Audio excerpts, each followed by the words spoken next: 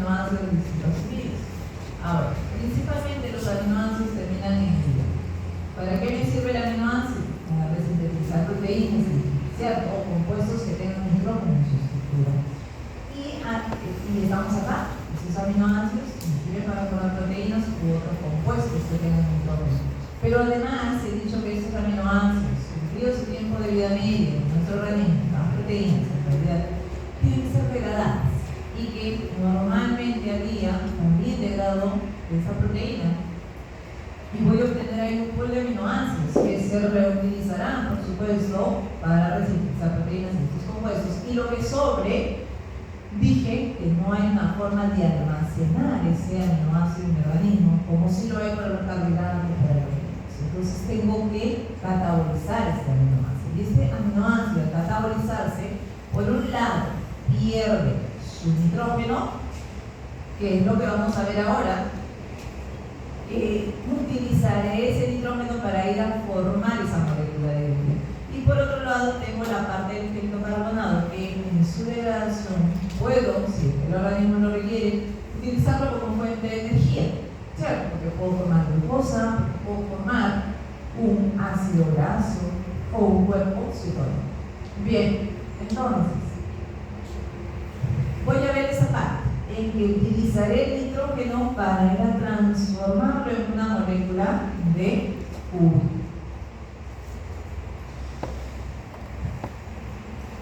Mencionamos además de que hay formas de eliminar ese nitrógeno de mi organismo. Claro que la principal forma va a ser eliminarlo bajo la forma de urea, que es lo que vamos a ver en este momento. Pero también ese nitrógeno podría ser excretado como ion amonio, tal cual, porque cuando les dije que la glutamina tiene que transportar ese grupo amino hacia el hígado, también esa glutamina se va a ir hacia el riñón, y en el riñón libera el ion amonio y ahí es donde va a ser excretado ese ion amonio que estoy observando acá. Claro, la principal forma es bajo la forma de urea. Decirle la creatinina, ¿okay? Que también bajo esa forma, la creatinina, esta que se forma a nivel muscular, termina, ¿verdad?, en el riñón y es excretada en nuestra orina. Esa creatinina que probablemente se lo había visto que la depuración de creatinina, correcto. Entonces también es otra de las formas químicas bajo las cuales yo voy a poder explicar nitrógeno de niveles. Y el ácido úrico, finalmente, que también es una cantidad de niveles, ¿no? Entonces, voy a utilizar ese ion amonio producto del catabolismo de todas las reacciones bioquímicas que suceden en nuestro organismo. A ver, hemos revisado que cuando el glutamato se desamina, ¿verdad?, mediante la glutamato deshidrogenasa, libera ion amonio. Que si la glutamina que viajó hacia el hígado, en el hígado también se reconvertirá en glutamato y ahí libera un ion amonio. Hemos visto, bueno, no hemos visto las paraminas, pero en el catabolismo, cuando veamos el catabolismo de aminoácidos, vamos a ver que las paraminas se convierten en aspartate y ahí libera un ion amonio. Que la treonina, vimos hace rato que hace desaminación no oxidativa, se convierte en alfa-cetobutyrato, también libera ion amonio.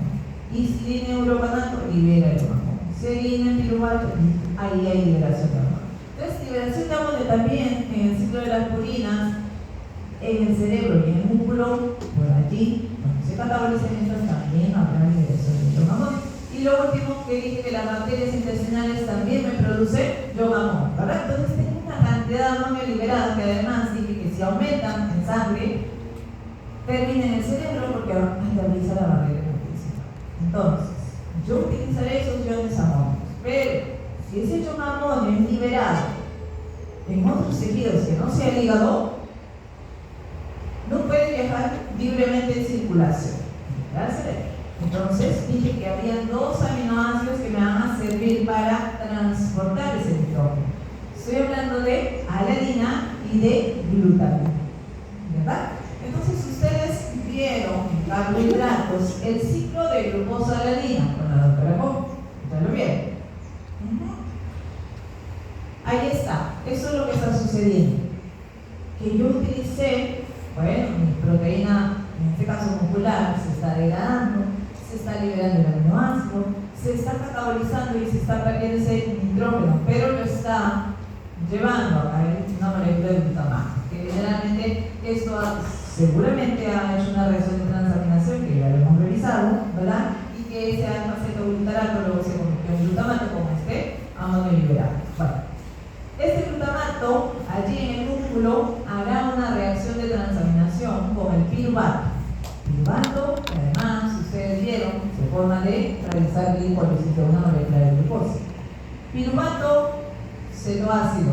¿En qué aminoácido se va a transformar? Para los chicos que recién llegaron. Y ahora se va a ir a práctica con la doctora Juárez. Piruvato ahí, alanina, correcto.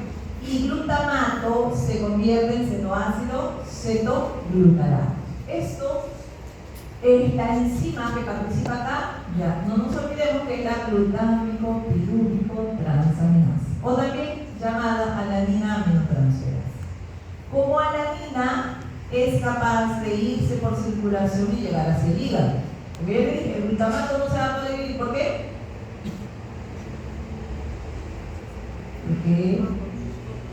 Porque es una proteína, es un aminoácido ácido y por lo tanto no viaja en circulación porque acidificaría el pH sanguíneo. Por lo tanto, que estoy necesariamente convirtiendo a la alanina, que es un aminoácido neutro que puede viajar por circulación y no afectar el pH sanguíneo.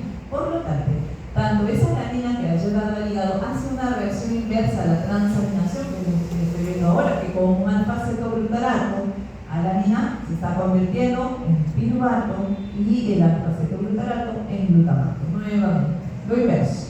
Bien.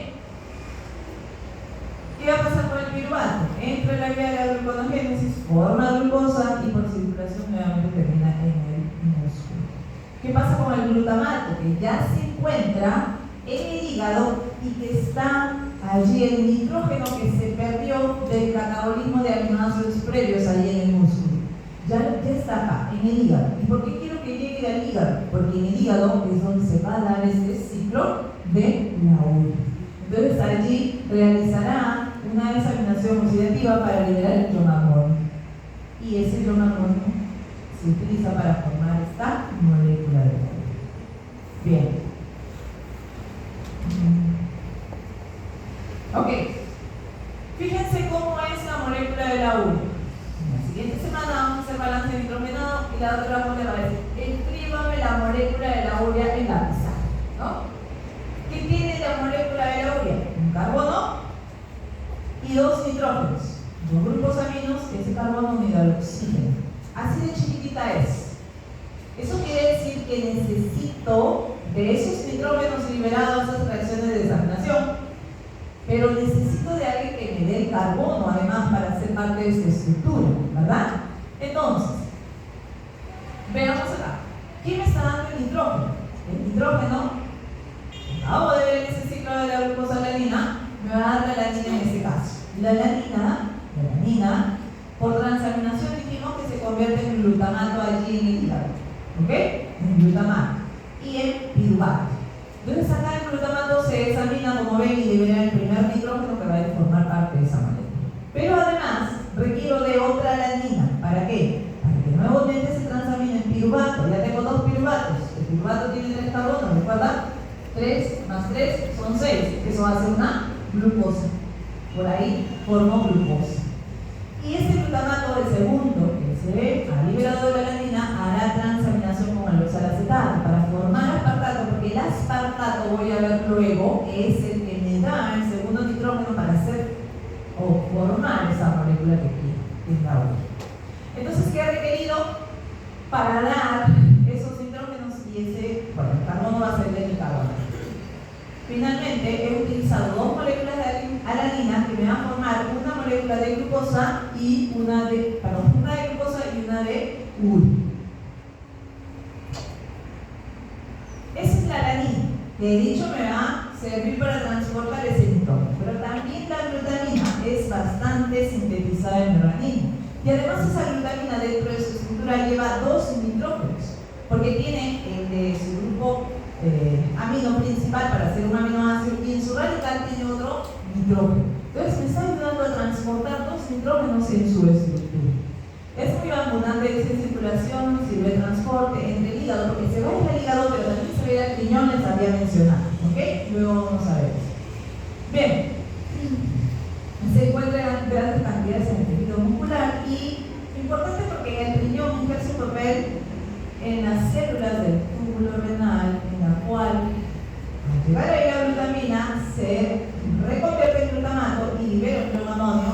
Entonces estoy liberando amoníaco y ese ion amonio finalmente se puede utilizar como tampón urinario para regular o estabilizar ese pH de orina en el sangre. Entonces, esto es lo que sucede. A ver, cuando les digo de qué, acá, fíjense, se han liberado iones amonio, ¿ok? Que puede ser que haga reacciones de transaminación, pero también puede hacer esta reacción inversa, lo que hemos visto hace rato en la desaminación oxidativa, que toma un alfa-cetoglutarato con un ion amonio y se convierte en glutamato. Igualmente con la misma enzima, glutamato deshidrogenasa, pero en esta vez estoy viendo la reacción a la inversa y en ese sentido de la reacción está utilizando NADPH, el cual se está oxidando. ¿Bien? Glutamato sintetizado. Recuerden que estoy en el músculo. Glutamato, que lleva este nitrógeno, además de un aminoácido previo. No se puede ir directo hacia el hígado, ¿cierto? Ya explicamos eso. Por lo tanto, tiene que hacer una síntesis de este aminoácido y de la glutamina que he dicho me va a servir para transportar ese nitrógeno. Entonces acá se incluye un grupo, un nitrógeno más de esos iones amonio liberado a través de la glutamina sintetasa con ayuda de ATP, el cual se está hidrolizando hasta ADP y fosfato. Se sintetizó glutamina, ahora sí viaja hacia el hígado y en el hígado hace lo siguiente. Se vuelve a convertir en glutamato. Y acá la enzima cambia. La enzima es la glutaminasa. En este sentido, a glutamina utilizo glutamina sintetasa. En este otro voy a utilizar glutaminasa. Formo glutamato y libero el primer ion amonio. De glutamato a través de la glutamato deshidrogenasa, esa reacción ya la hemos revisado, forma el alfa-cetoglutarato y libero un ion amonio. Entonces, estos iones amonios son los que voy a utilizar para formar la molécula de la orina. Así como se va al hígado, ¿ok? Esta glutamina sintetizada en el músculo se va a ir hacia hígado, hace rato vimos, y libera sus iones amonios, que ya no lo voy a repetir. Igualmente se va la glutamina por circulación, llega hacia el riñón. Y en el riñón exactamente lo mismo va a suceder porque también va a haber glutaminasa y también va a haber glutamato deshidrogenasa. Entonces también se van a liberar los iones amonio y se van a excretar en esa área. Bien, acá está. Lo mismo que hemos revisado, glutamina por circulación, se va al riñón, se va al hígado. Pero hemos dicho que también, ¿no? Acá, en intestino, a través de las arterias intestinales, también voy a obtener ese ion amonio. Y se va a ir, en este caso, por circulación portal y va a llegar hasta el hígado. Entonces, empecemos a revisar cómo se forma esta molécula de la urea. ¿Ya conocen cómo es esta estructura? Chiquitita, pequeñita, un carbono, un oxígeno por el doble enlace y dos grupos atómicos. Entonces, requiero los iones amonio liberados, requiero de alguien que me dé el carbono, en este caso va a ser el bicarbonato, requiero de aspartato, aminoácido aspartato, ¿por qué? El aminoácido aspartato es el que me va a dar el segundo nitrógeno para ser parte de esa estructura. Requiero de ATP. Acá me dice 3 ATPs, 2 se hidrolizan a ADP y 1 se está hidrolizando a NP-lípidos. ¿Ok? Acuérdense que en lípidos aprendimos que cuando el ATP se hidroliza hasta AMP, considero como un gasto de ¿cuántos ATPs? De 2 ATPs. Correcto. Entonces acá ya vamos sacando la cuenta de cuántos llevas. Bien, entonces al final lo que voy a tener es una molécula de urea. Voy a liberar un fumarato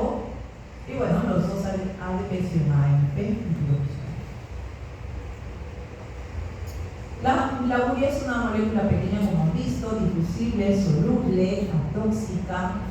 50% de su peso es nitrógeno, porque aquí se tiene 2 nitrógenos y un solo carbono y un oxígeno.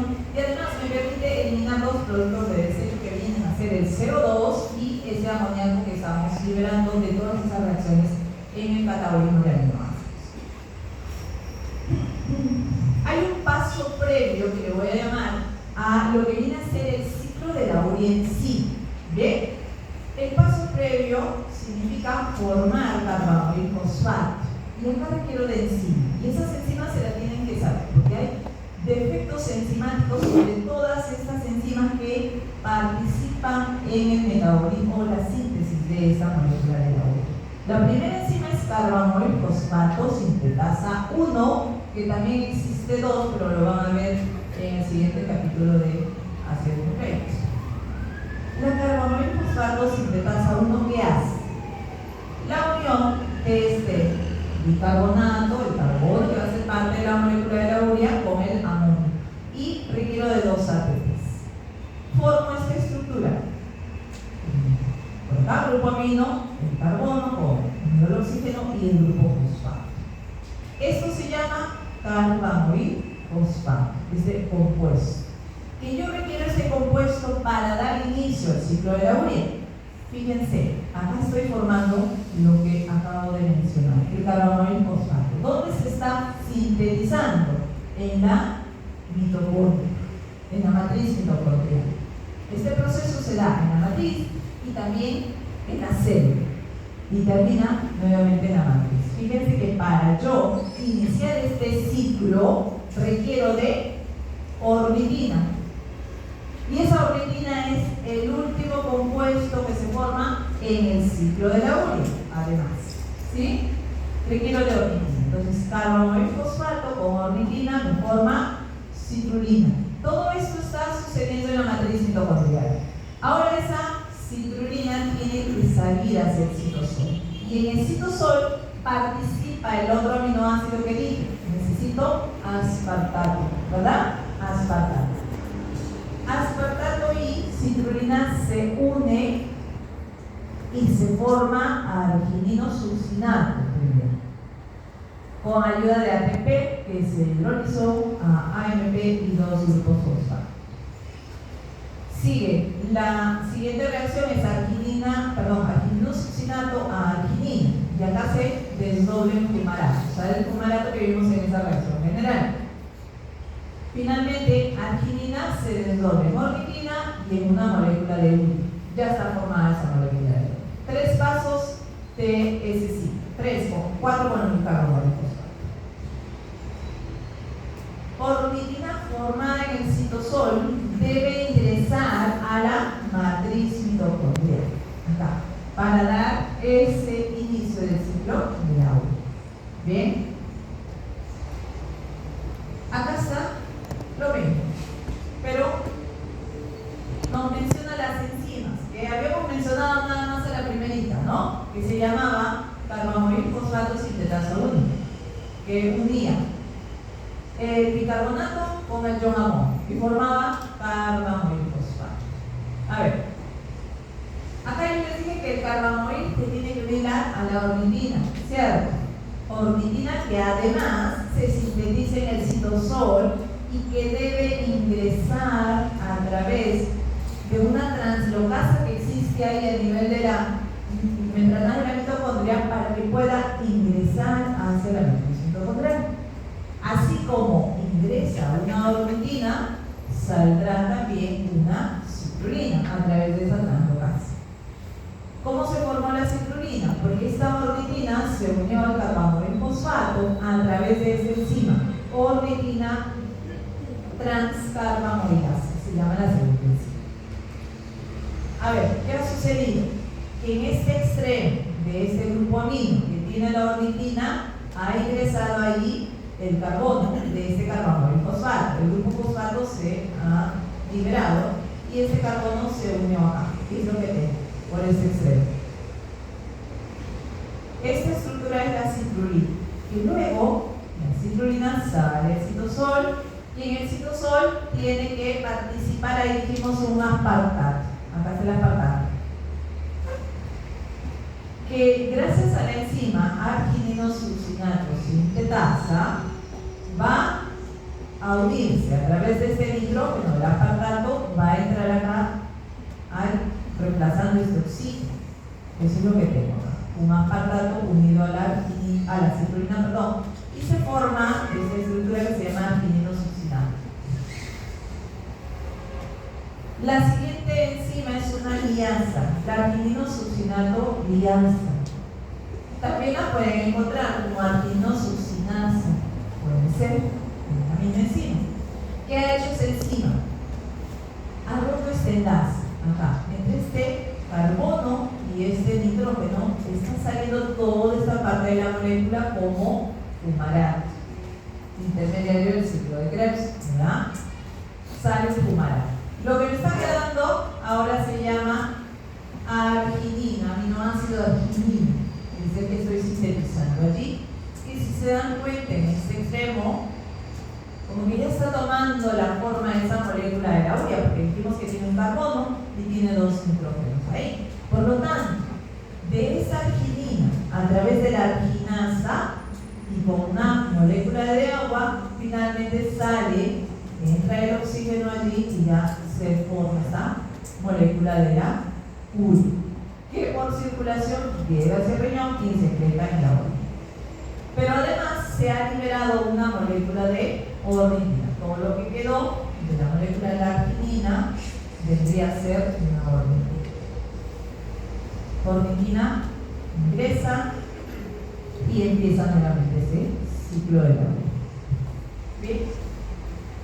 Entonces, carbono y fosfato sintetasa 1, ornitina transcarbomoilasa, argininosuccinato sintasa, argininosuccinato liasa y arginasa. Todas las enzimas que participan en este ciclo de la orina.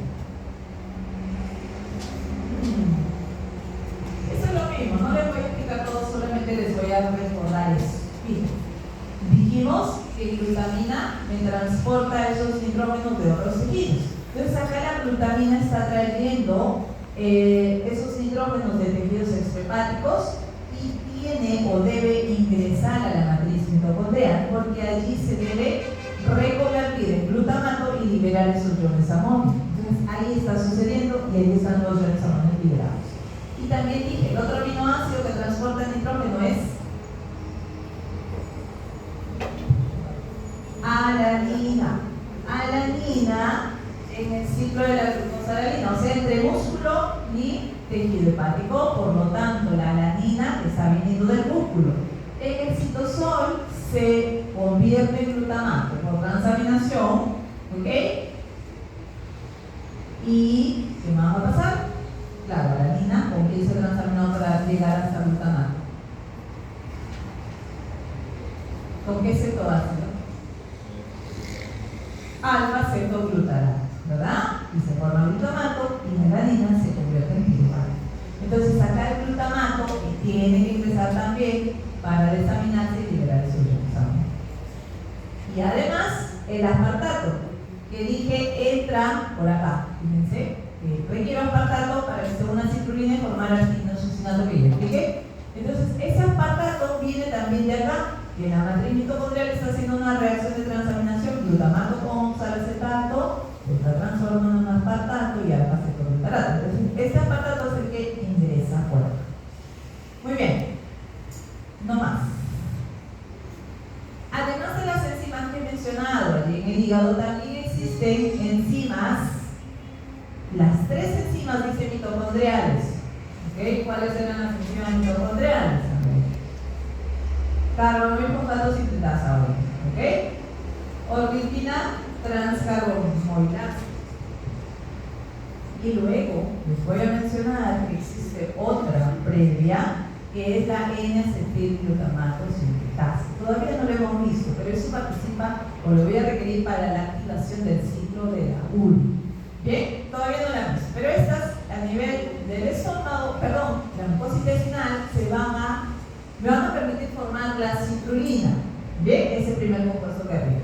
Y además hay dos enzimas citosólicas, que es la argininosuccinato sintetasa, que también hemos mencionado en el hígado, y la argininosuccinato y asa. Eso en riñón, cerebro y fibroblastos. Al final, yo voy a poder formar arginina a partir de esa citrulina en estos otros tejidos.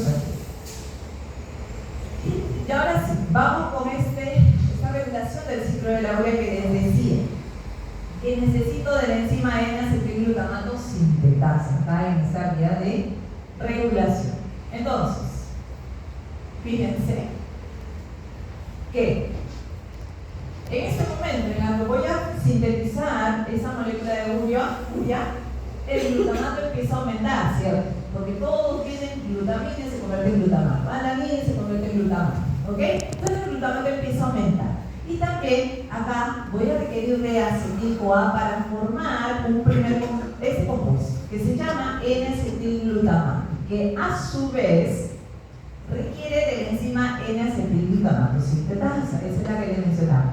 Pero, si se dan cuenta, dice, la arginina activa esta enzima.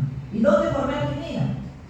Toda la vuelta del ciclo, casi al final, ¿recuerdan? Ahí hay arginina. Entonces, indirectamente, esa arginina me va a servir para activar ese ciclo. ¿Ok? Formo N-acetilglutamato. Y es este N-acetilglutamato que me sirve para activar esta primera enzima en ese paso previo de la urea, que es la carbamidofosfato sintetasa 1. ¿Bien? Entonces, activa la arginina y indirectamente la arginina y el N-acetilglutamato.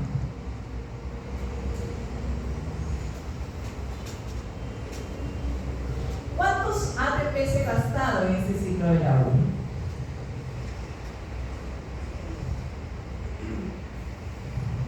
A ver, Fiorello, ¿cuántos se gastaron?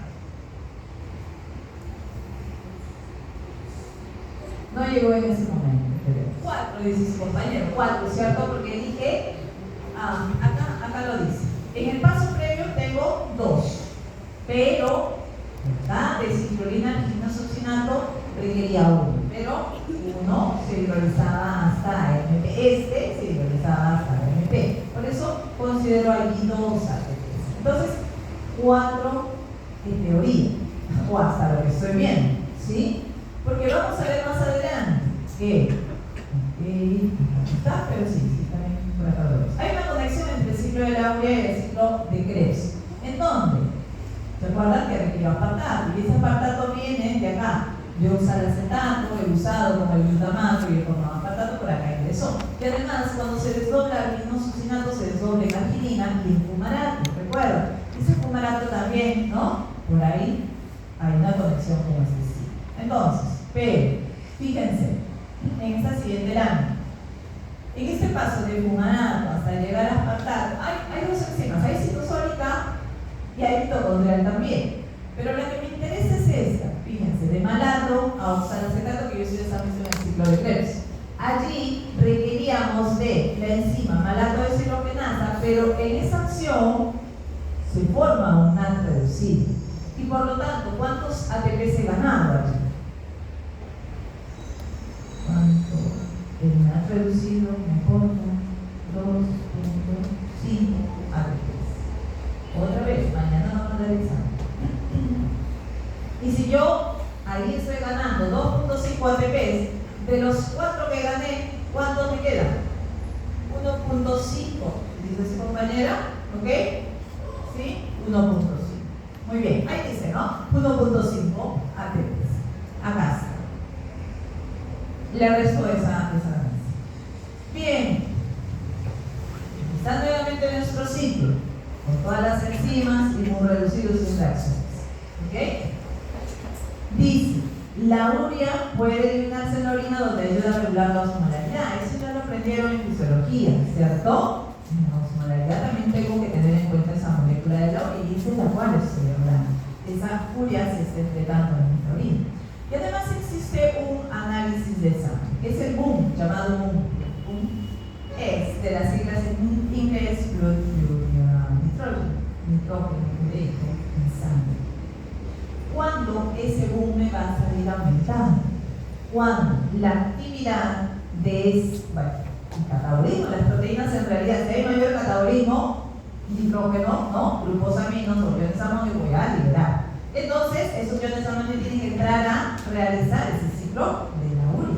Por lo tanto, por hematuria y por circulación se está yendo al riñón, ahí está una muestra de sangre y el boom me va a salir aumenta. Bien, lo contrario, si hay menos catabolismo de proteínas, claro, si catabolizo menos proteínas, porque de repente lo que yo estoy ingiriendo, como sucede en el caso de los niños, que ingieren más proteínas, pero ellos retienen ese nitrógeno porque lo están utilizando para sintetizar nuevas proteínas porque está en crecimiento y desarrollo, ¿verdad? Entonces la actividad de ese ciclo, primero el catabolismo de proteínas va a disminuir, por lo tanto la actividad de ese ciclo de la urea también va a disminuir. Entonces si le hago este análisis, el boom va a salir también disminuido. Y además nos dice acá que la arginina se vuelve esencial durante el crecimiento de los niños. ¿Por qué? Por lo mismo que estoy explicando, que ellos como están en crecimiento y desarrollo están reteniendo ese nitrógeno y por lo tanto no lo están excretando, ¿verdad? Y no están teniendo mucha actividad en ese ciclo de la urea. Y yo sé que en ese ciclo de la urea he formado el aminoácido arginina. ¿Recuerdan? Casi la última reacción, sí, de arginina, perdón, penúltima, de arginosucinato a arginina. Aquí estoy sintetizando este aminoácido. Y como su actividad de este ciclo está disminuyendo, entonces la formación de este aminoácido también va a ser menos, que no abastece las demandas para las funciones que debe cumplir. Entonces se vuelve esencial o semi-esencial, lo catalogamos en la clasificación. Bueno, la encefalopatía por amonía. ¿Qué cosa es la encefalopatía por amonía? A ver, esa amoníaco les había dicho que puede atravesar la barrera hematocelular. Además, ustedes saben, que el glutamato es un neurotransmisor, ¿cierto? Entonces, ¿qué sucede cuando hay hiperamonemia en los pacientes? Aumenta esa producción de amonio. Y si aumenta esa producción de amonio, porque, a ver, ¿qué puede pasar? Una falla en las enzimas que hemos hablado ahorita del ciclo del agua. Entonces ese amonio se empieza a acumular. Y si empieza a acumularse, llega a circulación y puede llegar hasta el cerebro, llegando a los astrocitos para hacer esta reacción, en la cual aumenta la producción de glutamina. ¿Por qué? Ese amonio, con una molécula de glutamato, sintetiza glutamina a través de la glutamina sintética. ¿Ok? Bien. Entonces, al estar aumentada esa glutamina, eso conlleva a que haya edema en esos astrocitos. Lo que va a evitar además, el edema va a evitar que esa glutamina salga de ese astrocito. ¿Y qué pasa si esa glutamina? Lo normal es que la glutamina vaya hacia la neurona presináptica, se convierte en glutamato allí para que ese glutamato ejerza esa acción de neurotransmisión, ¿verdad? Y después de ejercer esa acción de neurotransmisión regresa al astrocito y está en ese constante cambio cíclico. Entonces acá estoy diciendo que esta glutamina que está empezando a aumentar causa el edema cerebral y por lo tanto no puede salir. Quiere decir que ya no va a poder formar glutamato para que ejerza esta acción de neurotransmisión. Entonces, hablamos que en ese momento el paciente está sufriendo de una encefalopatía hepática, causado por ese exceso de amoníaco, porque no se está pudiendo convertir en esa molécula de urea por una falla seguramente en alguna de esas enzimas. Entonces, va a haber trastornos, dice la neurotransmisión. Claro que no se está formando el glutamato. Entonces, en estos pacientes va a haber cambios en el estado mental, lactancia, icteritis y cambios en el patrón de sueño. Hablamos de que va a sufrir edema cerebral, muerte cerebral, daño cerebral, desmovilización. Pero hay varias deficiencias enzimáticas en todo ese ciclo de la urea que hemos hablado. ¿Okay? Puede haber a nivel, nos menciona de la primera enzima, recuerdan la N-acetilglutamato sintetasa, que se activaba con la arginina y que me formaba en ese glutamato. ¿Ok? Puede haber una deficiencia de esto. Entonces, ¿qué va a pasar? Que no va a haber quien active la carbono fosfato sintetasa 1. Entonces, acumulará el amonio. Se empieza a acumular por eso. O puede estar la falla con una deficiencia del carbono fosfato sintetasa 1. Acá. También se acumulará el amonio. También en la ornitina transcarbamilasa, en la argininosucinato sintasa, en la liasa, etc. Y en las casi todas presentan la misma sintomatología porque va a acumular el amonio, excepto en la más distante, en la deficiencia enzimática de la enzima arginasa. Esta última, si falla esta enzima o hay un defecto enzimático de esta enzima, al ser un paso más distante, hay una vía de salida, o sea, el nitrógeno que se está formando por este amoníaco puede salir por acá, bajo esta forma de argininosucinato. O sea, es nuestro organismo y secreta, entonces ya no se acumula. Puede haber una hiperamonemia leve o puede estar ausente en este caso. Entonces, según las manifestaciones, podemos decir que estas se clasifican como neonatales o tardías, se llama, ¿no? Neonatales, dice, casi siempre son mortales en los casos de deficiencia enzimática mitocondrial, o sea, en esas primeras enzimas que hemos mencionado, 3, N-acetilglutamato sintetasa, carbamoil fosfato sintetasa 1 y ornitina transcarbamilasa. Estas, como están en los primeros pasos, acumulan más el amonio, entonces son casi siempre mortales. Y el pronóstico es más favorable para las otras, cuando existen otras deficiencias en enzimas más alejadas, que vendría a ser el caso de, ¿cómo se llama esa enzima? Argininosucinato sintasa o en argininosucinato liasa. Y esto por lo que ya expliqué, ¿no? Al ser el paso un poco más distante, la depuración de este nitrógeno puede salir como ácido argininosucínico o en forma de ciclina. Las otras son las tardías que pueden aparecer en cualquier momento de la vida cuando quieran entrar generalmente en edades adultas se presenta. En las formas neonatales vamos a observar, bueno, generalmente el bebé viene de una gestación normal y sin antecedentes, y los síntomas van a empezar a aparecer a las horas o días después del parto, y en esa situación, pues, la acumulación puede ser no tan grave, pero cuando los síntomas aparecen mucho más rápido, sí, los síntomas van a ser más graves, ¿no? ¿Qué se observa en el niño? En el niño se va a observar que rechaza ese biberón, ¿por qué? Es proteína, ¿cierto? Entonces no la digiere, o perdón, sí la digiere, pero luego tiene que utilizar ese ciclo de la uva. Entonces va a presentar vómito, va a presentar letargia progresiva, hipotonía, polimnia, que puede llevar incluso una alteración respiratoria y puede requerir de una ventilación incluso, causando también trastornos neurológicos de evolución rápida y fatal si no se aplica tratamiento. Presentar convulsiones y edema cerebral. En las formas tardías que puede presentarse en los primeros meses de vida o también en la edad adulta, presenta cuadros digestivos, neurológicos y psiquiátricos, vómitos que rechazan las proteínas también, dolores abdominales, retraso psicomotor, crisis epiléptica, etc. Trastorno de conducta y alucinación. Entonces, y la otra deficiencia, la quinasa que dijimos ya hacia el final, ¿no?